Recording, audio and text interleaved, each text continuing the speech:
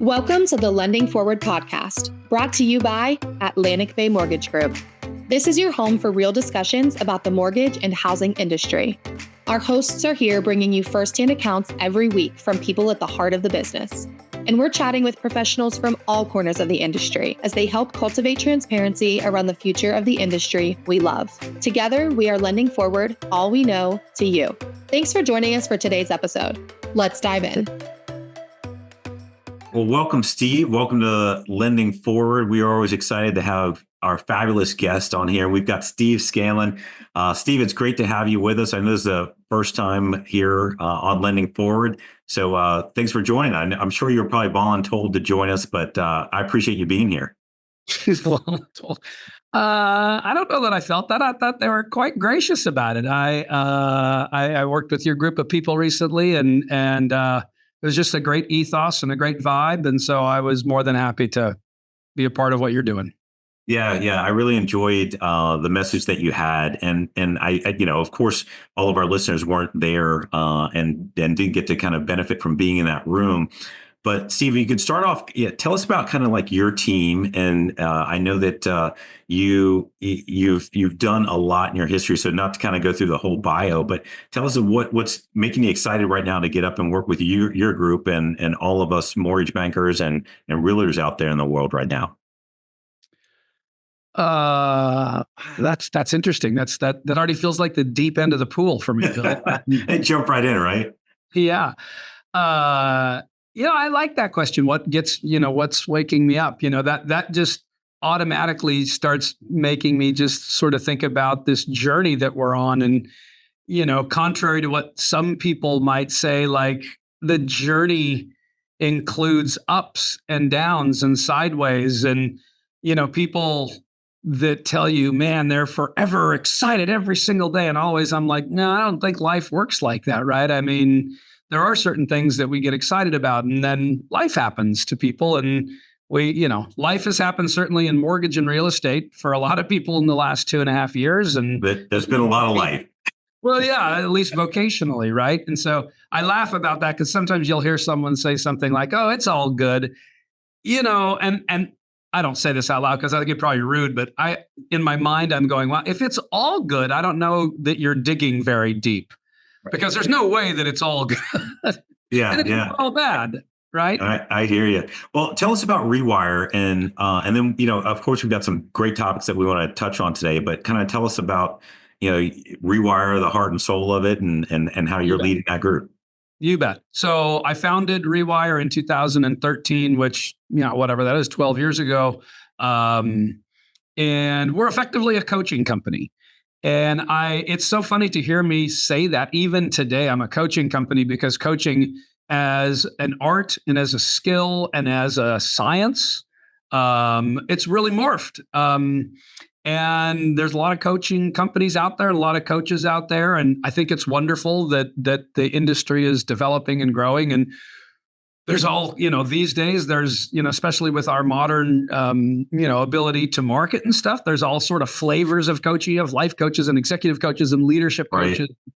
To be honest with you, Bill, we joined that bandwagon. And so we really, my company and I sort of took a road, and we call ourselves mindset coaches, partly because the people that I work with and the coaches that work on our team, number one, we're all certified through the International Coaching Federation, and most of us have a certification through the Neuro Leadership Institute. And maybe some of that stems from really way back when my passion of trying to more deeply understand neuroscience. Specifically, which is a very broad thing to say, right? There's biology, there's neurochemistry, there's neuroplasticity, and plasticity is really how the brain changes itself. And just to very quickly let you know, that became interesting to me as a coach. I've been a coach now for the better part of 26 years. But it became super interesting to me about how the brain worked, because I guess I learned early on that we can attempt in coaching to help people change their behavior, which is fine. And we do need to change our behavior, obviously, if we want to grow, if we want to develop and get better and all that. But I guess I began to have an understanding that behavior change prior to mindset change was sort of futile. meaning, Makes sense. I began to endeavor to try to understand how did the human brain and our mind play a role in transformation and development of people. And so my company Rewire, hence rewiring how we think, was born, because our focus in our coaching is what's really interesting. We still do behavioral stuff, but not before we understand how we think. Because our little saying around here is if we can't help someone think differently, it's not likely we're going to ultimately over time help them act any differently. And by the way, I'm talking about them. I should look in the mirror when I me and you, right? It's not them, it's us. We likely won't over time act differently until we think differently. And so we just put the focus on the thinking part. And so as we get into that, that's how primarily our center of coaching goes. Well, I mean, and I think that's the scary part. And I know we'll go deeper into that, but if you're telling me I've got to look in the mirror, and not only do I have to acknowledge my habits, my behaviors, my activities, but then I've got to go further and think, like, why do I have those habits? Why, do I have those behaviors? Sometimes it can kind of be overwhelming. So I'm sure you and your group kind of tie all those dots together to make it make sense. Yeah, I think that's a very astute observation. It is overwhelming. And it is complex. And I think anybody listening to this podcast, you don't need an advanced degree in neurobiology to understand the human brain is almost infinitely complex. And so when we start to talk about it, it is complex. But I think, again, we're free flowing here, and so forgive me if I offend. Like, I don't mean to do that. But I think that's partly why a lot of people don't go down the road of mindset exploration and change, and instead sort of stop at behavior, because at least that's easy. Look, dude, just tell me what to do. Do this, do this, do this, do this. That's simple. I understand it. But I want to invite anyone to explore. If anyone's just said, hey, you want to grow your mortgage business? Oh, call on more referral partners. Get into your database more. Just do this more. Well, first of all, that's not unique. You knew that before you hired a coach. You knew you should do that. But when you start to explore, wait a minute, if I already know that and I'm not doing it, shouldn't that lead me to ask a slightly deeper question about what is it about my behavior that's not being impacted just by the knowledge? And so, yes, it can be a little daunting and it can be a little complex. We do our best to simplify it, but it is complex. But I'll tell you this, the reward at the end of it is sustainable change and transformation. Yeah, that must be really remarkable for you to see someone go through. It almost sounds like your STEP program, right? You have to come into move from avoidance to acceptance, and then you kind of keep going down each of the stages. So when you see that someone has leaned into your coaching or to that message, like I said, the reward is there on the other end of it. That must be pretty incredible. And as you probably heard me say when I was there, like, frankly, if I didn't have to do this work for a living, I would primarily just be a practitioner. Yeah. Right. It is rewarding to see people do it. And that's why I do this work. That's my big why behind it, because of the reward of sustainable and authentic transformation. That's why I do it. Sustainable is a key thing there, because, there's a lot of platforms out there. Like, you and I could be talking. I'm like, dude, I think you should do this. Right. And you do it. But then you notice that in a very short period of time, you stop doing it. And so I would argue, is whatever you were attempting to do, was it sustainable? Mm-hmm. And so there's a lot of programs that, they can help you change in, small ways and short-term ways. But, that's not our program. Our program is to go, how do we do that in a sustainable way?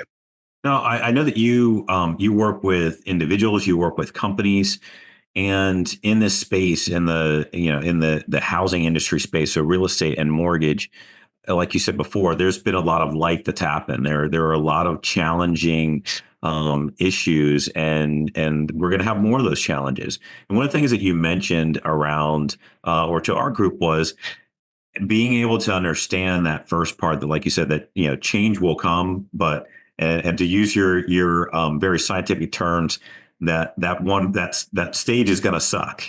Yeah, so talk about that a little bit, because I do think that's where a lot of us face it. Yeah, there's a lot of New Year's resolutions that probably have already been abandoned. So can you touch on that a little bit? Yeah, I thought you did a good job of recapturing that, and I'm honored that you recalled all of that.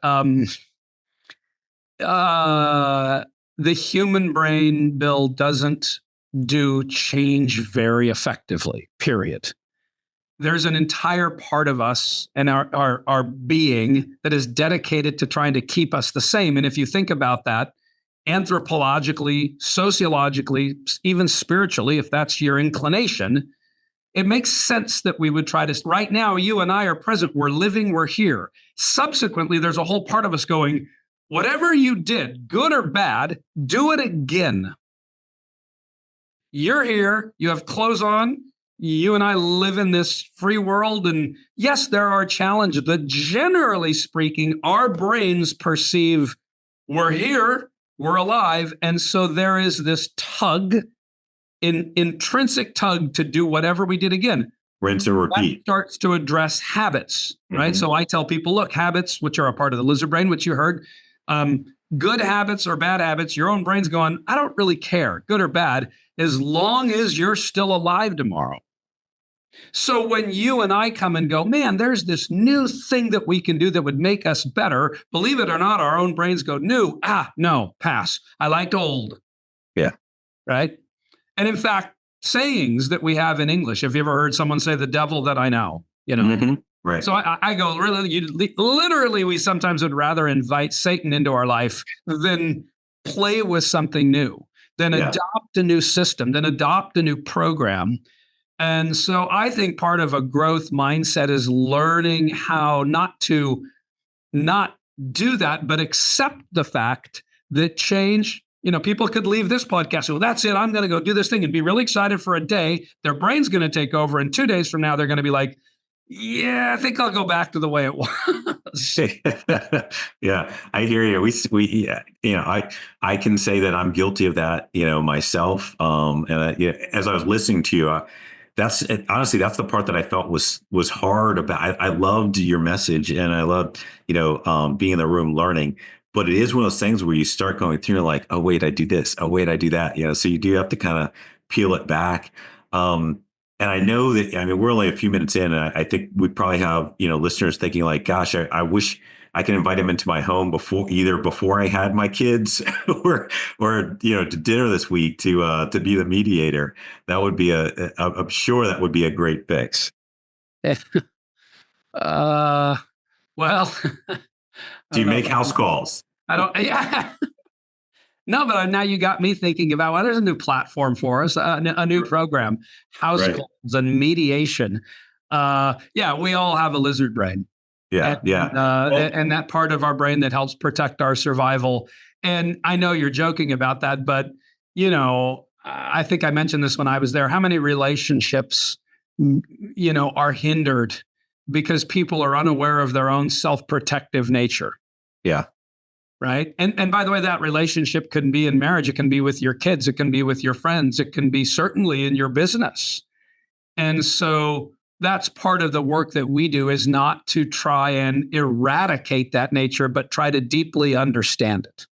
Right. And that's where I think you were talking to a group of our leaders, and that's where I was trying to really hone in on the message is in a leadership position. That leadership position could be at work. It could be at home. As a parent, I was thinking that going into those situations and you're judging we typically will judge the other person, first. How do they handle things? What are they doing right? What are they doing wrong?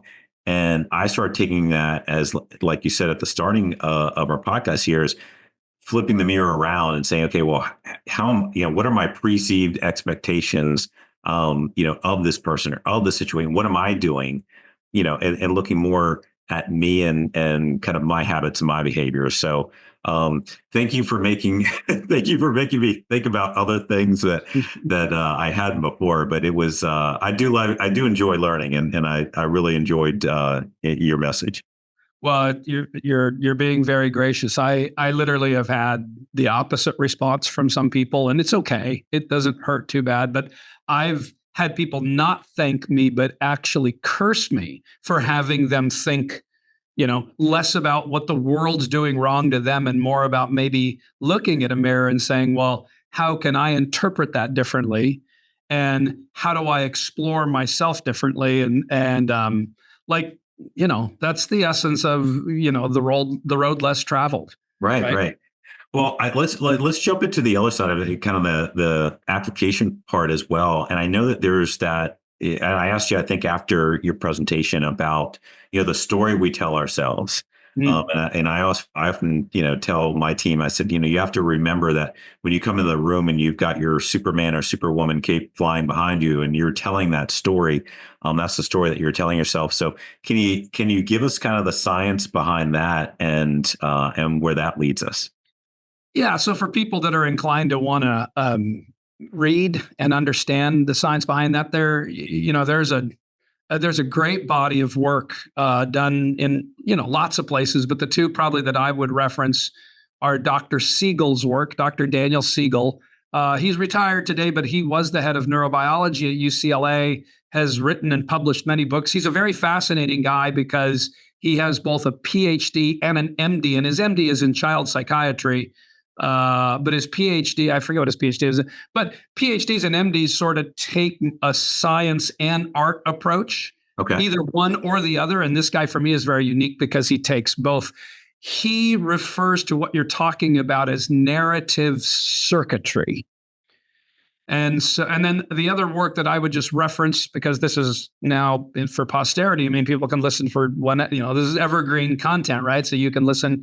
Dr. David Rock, who now leads the Neuro Leadership Institute. David Rock, he's a South African neuroscientist. He did work on what he calls narrative circuitry. So narrative integration by Dr. Daniel Siegel, I hope I said that right, and narrative circuitry. They're both referencing the same concept. And when Dr. Rock did his work, he basically did this longitudinal study, and he presupposed this idea that the brain, Bill, has these, think of them as two motherboards, two main circuitries. One he called narrative, and the other he called direct experience.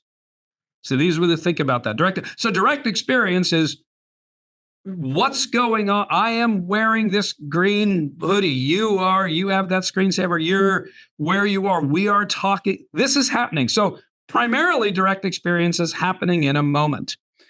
Whereas narrative circuitry is contrasted with direct experiences because it is the story that we are telling ourselves about the direct experience. Okay. So if you and I, we were walking down the street, I'm looking at a street scene right in front of me here, but if we were walking down the street and we saw a car run a stop sign and hit another car, and we both saw it, and somebody, let's just even say 3 days later, interviewed you and I, do you think our stories would be exactly the same about that car accident? No. So we know that just anecdotally, right? You understand that experientially. So you don't need the neuroscience, but that's because almost immediately or soon after direct experience, we begin to tell, I saw this, I see this, whatever. And that ultimately ends up being what Dr. Rock called narrative circuitry. Now, narrative circuitry, Bill, it's not bad. By the way, we need narratives. We're not going to conclude like, we need to stop this narrative circuitry. You can't. We're human beings. By the way, if you didn't have narrative circuitry and I came to you and said, Bill, where'd you go to college? And you told me, and I said, well, tell me about your college experience. Well, without narrative circuitry, it would take you 4 years plus to tell me the story. Right. Does that make sense? So we synthesize and we make meaning and stuff, and it's not always bad. It's not always good. But what Dr. Rock concluded was close to 90% of our lives as human beings is conducted in narrative circuitry. That's amazing. So 90%, and again, you can read his research, Right. but 90, and again, I don't know, maybe it's 88 for some and 100, what, I don't know, 90%. In other words, 90%, Bill, of your life is not necessarily what goes on and what went on. It's what you say went on. Now, I mean, I know that we're not talking about the the fish story where the fish was really this big, and somebody said that the fish was hey, I caught this huge one, right? That's something entirely different.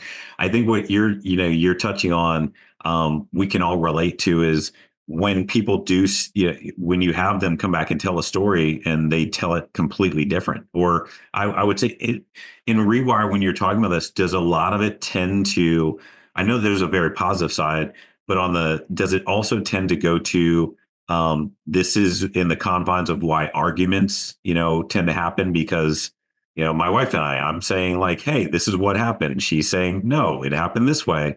Is it leading in that realm as well?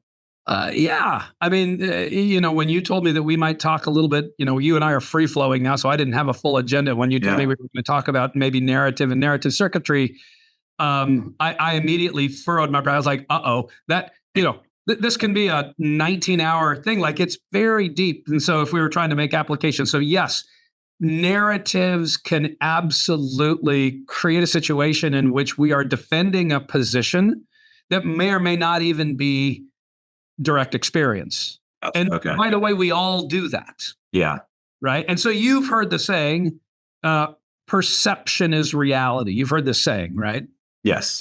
Perception is reality. Well, if you and I were to think about that for a second, step back. Well, no, reality is reality, right? And I know what people mean by that, but they're actually alluding to the fact that their narrative about reality can become their reality.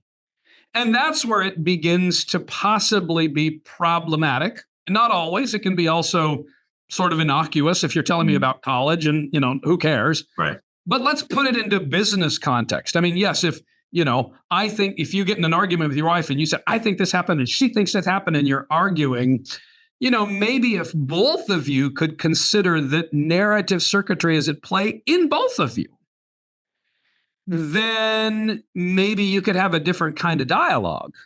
I'm definitely inviting you to dinner this coming weekend. But so Steve, I know that we wanted to get into kind of some application of this. So talk to us about that. Like how do we apply? Yeah, really simply. I think I did this even while I was here. I'll give you a really interesting application.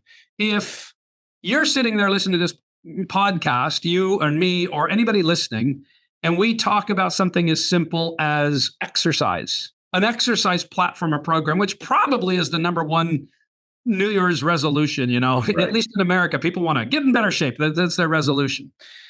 And, you go to the gym or you go for a walk or you do whatever, and then you slip back like we often do. And that's what happens with these things.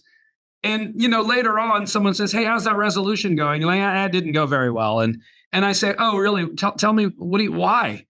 And I even asked your group of people, what is the number one reason why you're not exercising after you said you were going to? What is the number one reason you're not exercising? What would you say if you asked a bunch of people, Bill, who agree? What's that? Time. Right. So let me ask you this question. Is that objectively true? No. But so it's easy to say. But if I say that to enough people, including the man in the mirror, I myself might not even understand the difference between what is objectively true, direct experience, and what I'm saying, narrative. I don't have the time. Yeah. And so I'm not out there being the narrative police, because that's not what we should do. And that's not what we do at Rewire. But I might point out, like, okay, I want to make sure I understand. You said, hey, I'm going to go get on this exercise plan, and it's just going to start with me getting up and walking around the block, which takes 6 minutes or whatever. And you didn't do that. And then you said, I don't have the time. I just want to repeat back. Is that what I heard you say? And when you gently, hopefully present that to somebody that is their narrative. I'm not telling you you're wrong, but I just want to help you hear that. You'll get people going, yeah, it's not really that. Maybe you could help someone understand a different narrative in a much more practical way at work. I've been saying this for a while. There are many people in real estate and mortgage, probably in insurance and all kinds of other things. Could be medical sales. I don't care.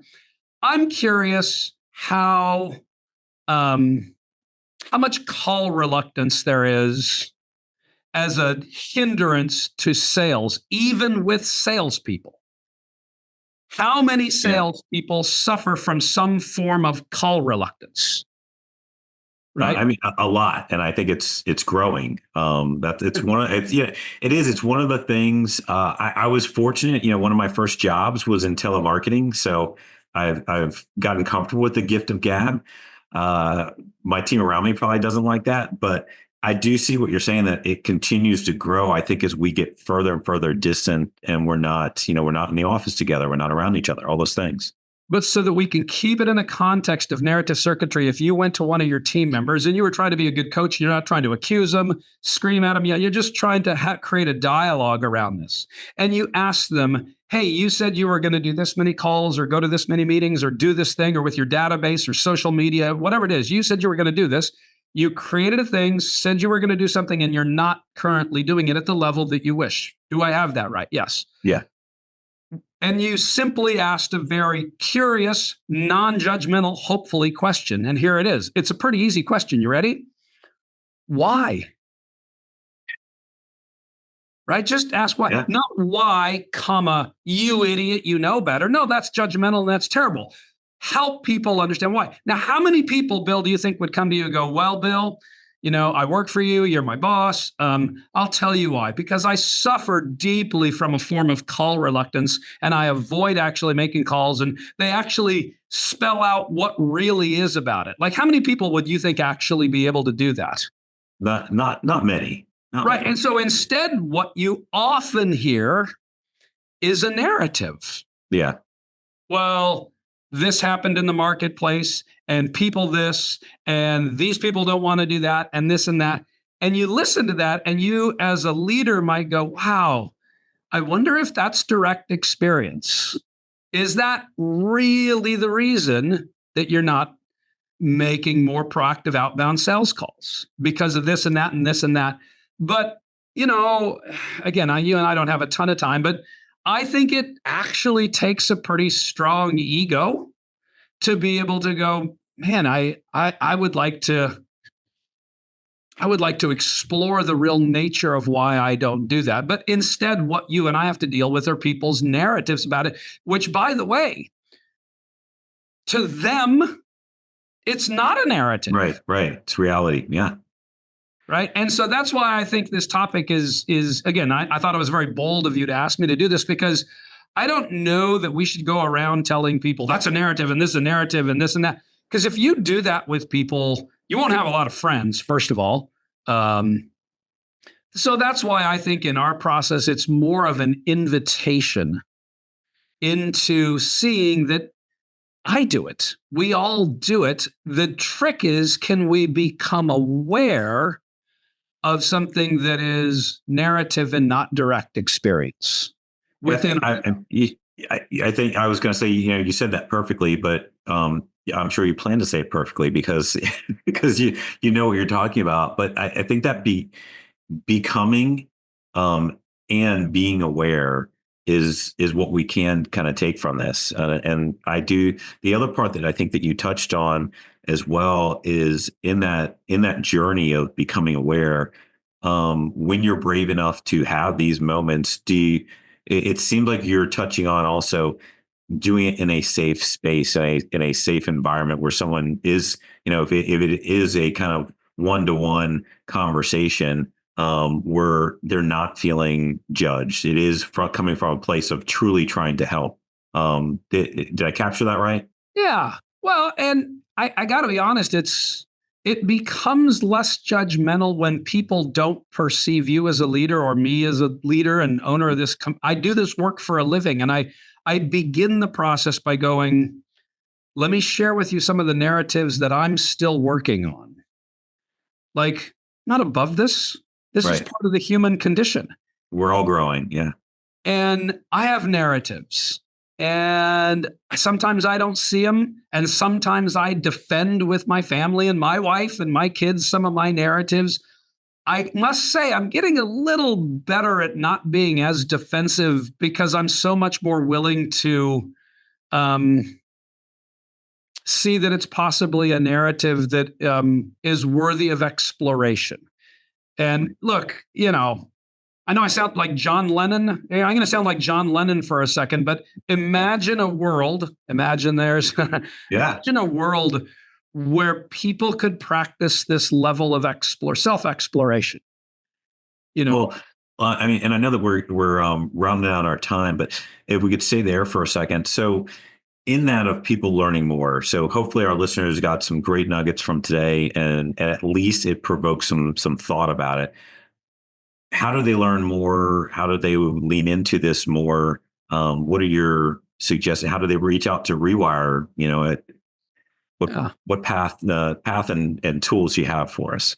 Well, first of all, if any of your listeners, again, I feel humbled and honored. I mean, the topic that you would, I'm humbled and honored that you would even bring that. I mean, dude, we tackled, this is deep stuff. Yeah. I mean, maybe there are people going, can you just tell me how to make more money, dude? Like, what are we doing here, man? Come on. So I'm just really honored that anyone would take the time to listen. If they did want to explore more, first of all, I would say that I can point to some academic stuff. I can point to some books. There's 2 or 3 reference books like Mindsight by Dr. Daniel Siegel, Immunity to Change by the 2 Harvard scientists, Robert Keegan and Lisa Leahy. There's works that we can point people if they want to read more about it. But in a way, that's kind of like saying somebody wants to get better at tennis, and I'm going to give them a book. Yeah. Right? Like, no, yeah, you can read. Oh, I read about how to hit a forehand. Wonderful. Maybe you need to be out on the court doing that. Right. And so actually, I think even with what we brought up, if someone would begin by just being a little bit more curious about some of the things, I'll give you this one thing and then we could probably sew it up. There's a quick little story. I hope I can say it quickly.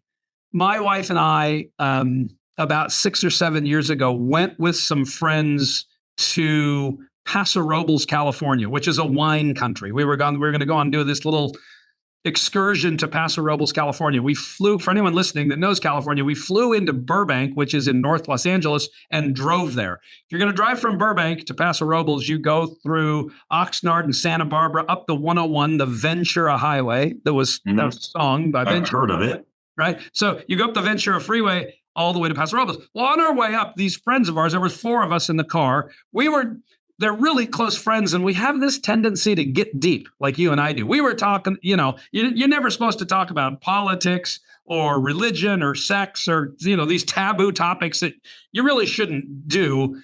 And we did. And we were talking about stuff. One of the things that we noticed, and I think it was my friend Jonathan that noticed, is like if I share with you, here's what I think about spirituality. If you and I had a spectrum and a scale of 0 to 10, 0 is I have no clue about this topic and I am completely and 100% unsure of anything that I'm saying. 0. 10 is I'm 100% convinced I'm right. I'm a frickin' 10. I'm a 10. And so we noticed that when we shared our opinions, all of us sounded like 10s. And I think it was my friend that said, you know what, if we're going to have a meaningful trip for the rest of our 4 or 5 days here, he said something to the effect of, why don't we practice being a 6? I like that. So 6 was very intentional. I've subsequently written articles on this, was years ago. When we got back home from that trip, I think it was about a week later, my wife, Rafa, came up to me and she made a comment to me. And she said, by the way, I've been married for 34 years. And so at that time, I don't know, 25 years, 20, whatever it was. Yeah. And she said, you know what, in our marriage, why don't you and I just forever try to practice being a 6? That's fantastic. So think about what 6 is. If you ever get into a dialogue with someone, I'm not asking you to not have an opinion. 6 allows for, I think this, and I believe that about what's going on with the economics and politics in our world. I have an opinion. But you see, if I'm a 10, there's no cushion. Well, you're going to shut a lot of people out. Right.